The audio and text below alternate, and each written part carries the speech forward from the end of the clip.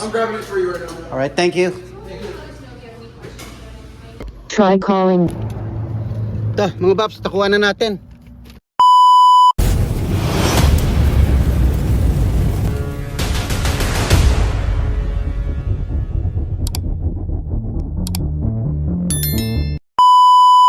Yo, what is up mga Bap? Yan. Welcome back to my channel mga Bap, Tito Baps channel. So, Tuesday ngayon mga Bap, time check 11:57, mag-aalas 12 na ng tanghali. So, lunch time mga Bap. Kakatid lang natin kay manager sa kanyang work, 11 o'clock siya ngayon. So, dahil lunch time mga Bap, naisipan ko mag-online. So, share ko lang sa inyo kung paano tayo pumipitik pasada, no? So ito yung ginagawa natin pagka gusto lang natin pagka ganyan, kagaya nito lunchtime, binuksan ko yung online natin, nag-online tayo, nag-Uber Eats tayo dito mga Bap. Yun ang sideline natin or side hustle kapag gusto natin anytime, kahit di ko day off. Kagaya ngayon di ko naman day off, may pasok ako mamaya pero 4 o'clock pa naman. Tsaka yun nga, hinatid natin si manager along the way. Nag-online ako, sinubukan ko kasi lunchtime ano. So nakakuha na tayo ng isang biyahe kanina, McDonald's, $6. Hindi ko na na-i-vlog. So ngayon, pauwi na sana tayo kasi magte-12 na, no, magla-lunch na. Pero may biglang pumasok kasi naka-online nga tayo. So dito sa may Jimmy John's. So yan, kaya naisip ko i-share sa inyo, sa mga bagong subscriber natin, sa mga bagong viewers natin, kung ano yung ginagawa ko. As side hustle, mga Bap, pitik pasada, tawag ko rito. Kasi pagka free time ko tsaka ganito na maghahatid ako, nag-o-online ako, tapos makakakuha ako ng isang biyahe. Kagaya ngayon mga Baps, nakakuha na tayo ng isang biyahe, so pangalawa na to.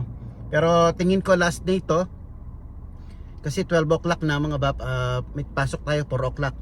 So yun, sama ko lang kayo mga Bap, tignan natin, papakita ko sa inyo kung paano yung ginagawa natin as side hustle, as Uber Eats. Yun, Uber Eats delivery.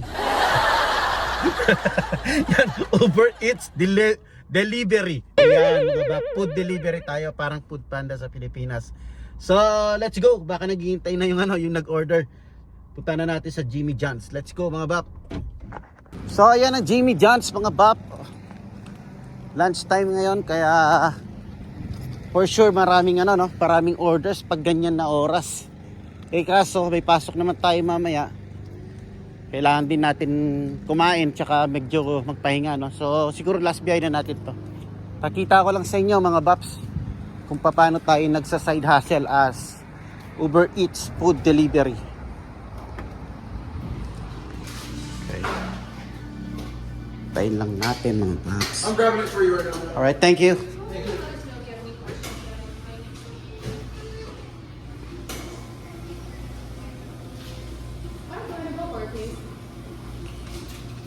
Try calling. Ito, mga Baps, takuha na natin. Wow. Dalawang drinks, di ako binigyan ng ng soda tray. Pero okay lang. Let's go, drop na natin to mga Baps.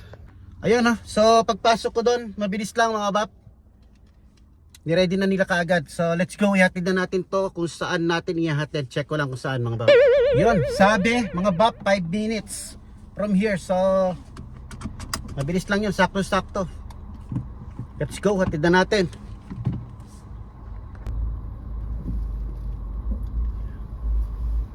Yan, pitik-pitik pasada lang tayo mga Baps para meron tayong extra income mga Bap, pangkarga ng gas or pambili ng burgers. Yon, ganun lang mga Bap, ganun lang tayo tumira ng pasada. So punta tayo sa gitna mga Baps. Dito tayo maghihitay ng ating daanan.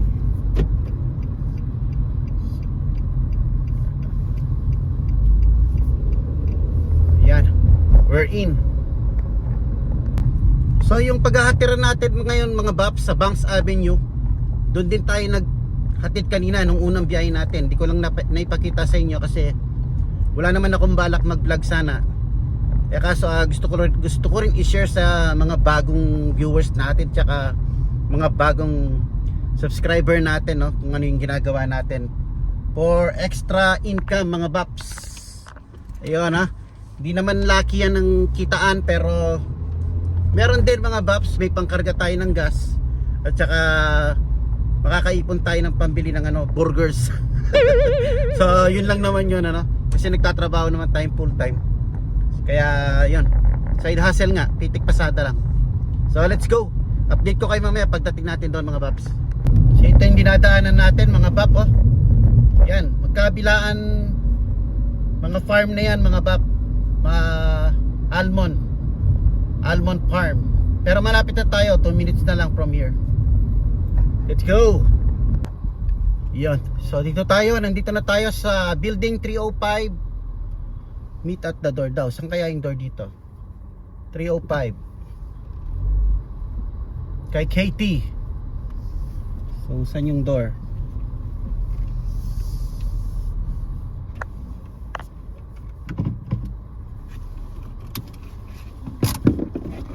Yan so wala tayong tray mga Baps. Pero meron tayo dito. Ito na lang gamitin natin na tray. Kasi hindi tayo binigyan ng tray mga Baps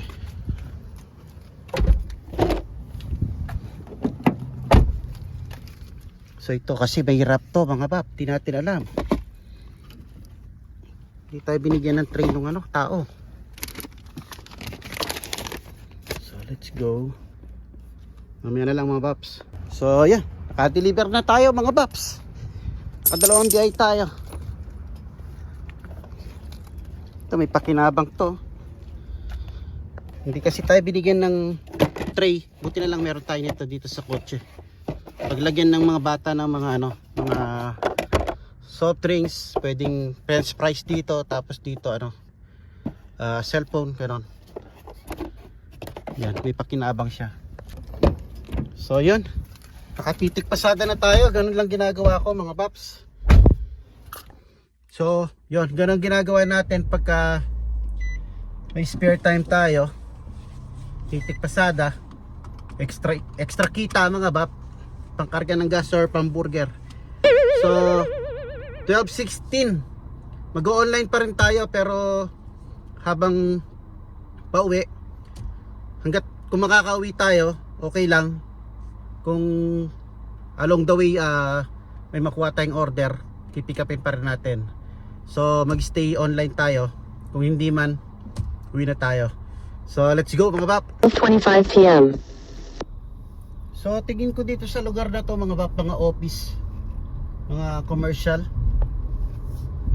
Pag pumapasada ako ng lunchtime, palagi ako nakakatid dito sa part na to Malapit lang to sa amin, mga 6 minutes lang. So yun, may shortcut pala rito mga Babs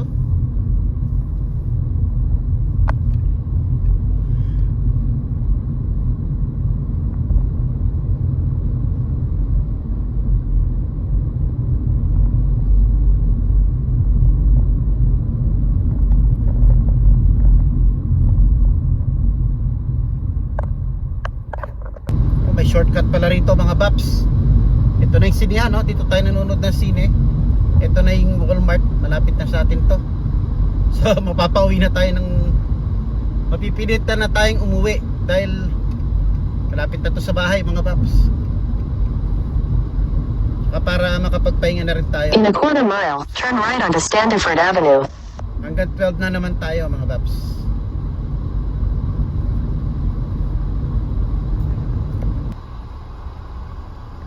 So yon mga Bap, that's it.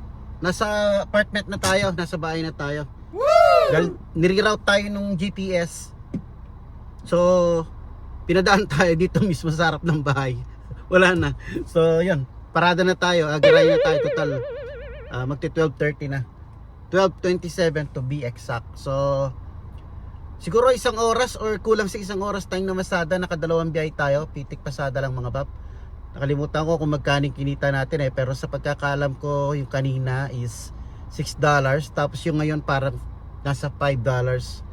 So basta ipaskil ko na lang dito yan mga Bap, isang oras na kinita natin. Actually namasada tayo isang oras, pero yung biyahe natin tigpa 5 minutes lang. So siguro sabi mo ng mga 20 minutes all in all, meron tayong $10 or $12. Tapos feel ko na lang dito, hindi ako sure. So yun mga bap, ganun lang ang Pitik Pasada, share ko lang sa inyo. Wow. Tama-tama to sa mga mga kagaya ko na may responsibilidad sa umaga. Hindi na tayo makakuha ng part-time na na papasok ka pa sa kumpanya, na magkakaroon ka ng commitment mga bap. Ito pwede kasi Pitik Pasada lang. So makukuha mo yung pangkarga ng gas. Yan, pwedeng mo makuha yung pangkarga ng gas mo mga bap, pitik-pitik ka lang. At saka syempre yung pang-burger. Yan, yung pang-lakwatsa natin. Yan, makukuha mo na dito. So, yun, share ko lang mga baps. Sa mga gusto mag-Uber Eats, DoorDash, ayan. Pwede yan. So, yun, mga baps. Ganito na lang muna ang ating vlog. At papasok pa tayo mamayang 4 o'clock. So, 3:30, 3:35, mamalis na tayo ng bahay. So, hanggang dito na lang mga bap. Peace! Oops! At hindi pa pala dyan nagtatapos ang ating vlog mga bap. Quick vlog lang to, isisingit na natin. Baka magtampo itong kaibigan natin ha. Ayan, hindi ko nakakalimutan, meron pa palang isang nagpapa-vlog ay nagpapa-shoutout sa atin. Si BFF sa Amerika. Ayan, BFF sa Amerika, shoutout. Maraming salamat sa panonood sa ating mga videos, sa palaging pagko-comment sa ating mga videos. Mga baps, tulungan lang tayo mga bagong vlogger dito sa Amerika and sa ibang lugar pa, syempre sa kahit saan mga bap, yung mga bago dyan, tulong-tulong tayo mga baps So, yun, maraming salamat BFF, ito na, shout out sa'yo BFF. So yan, hanggang dito na lang mga baps. Thank you sa panonood and peace.